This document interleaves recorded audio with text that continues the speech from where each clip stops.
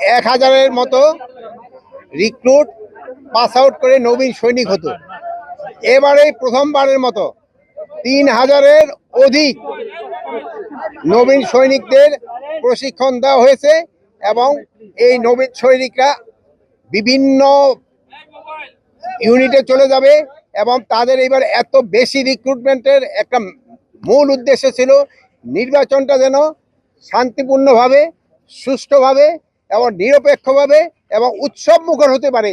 এই জন্য কিন্তু তাদের এই প্রশিক্ষণ তাড়াতাড়ি কমপ্লিট করে তাদের বিভিন্ন ইউনিটে পাঠাতে দেওয়া হচ্ছে।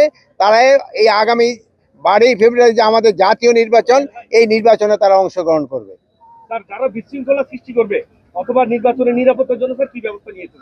এই যে নির্বাচনে যারা বিশৃঙ্খলা সৃষ্টি করবে তাদের জন্য ফোর্সের সংখ্যা বাড়ানো হচ্ছে এবং কেউ বিশৃঙ্খলা সৃষ্টি করতে পারবে না। আপনারা যদি সবাই সহযোগিতা করেন, নির্বাচন খুব শান্তিপূর্ণভাবে হয়ে যাবে। আগে একবার বলছি যে যেহেতু বৈধ রাষ্ট্র হলো মিয়ানমার, আর আরাকান আর্মি হলো দখল করে আসছে পুরা আমাদের যে রাখাইনের বর্ডারটা, এই বর্ডারটা পুরা দখলে আছে আরাকান আর্মির হাতে। মিয়ানমার আর্মি কিন্তু বর্ডারে নাই। এই জন্য আমাদের একটা তো সমস্যা ডেফিনেটলি হচ্ছে। বাট আমাদের যোগাযোগ হলো মিয়ানমার সরকারের সাথে। তা আমাদের কোনো কিছু হলে আমরা প্রতিবাদ জানাই মিয়ানমার সরকারকে। বাট আরাকান আর্মি যারা এখনো বর্ডার আছে তাদের তো আমরা এখনো বৈধতা দেই নেই এবং তারা যে বিভিন্নভাবে বর্ডারে যে আমাদের কিছু কিছু সমস্যার সৃষ্টি করতেছে তা আপনারা জানেন।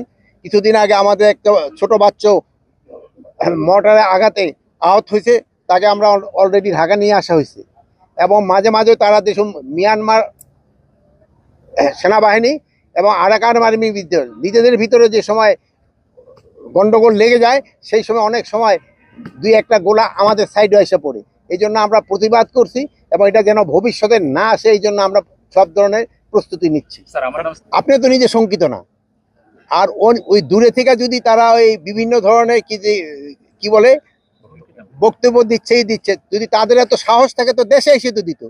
যারা পালাই আছে অন্য জায়গায়, ওখান থেকে তো পালাই আছে, চোর তো অনেক কিছু বলতে পারে, তারা পালাই আছে, পালাই ওখান থেকে বলতেছে, তাদেরটা কেউ শঙ্কিত হবে নাকি?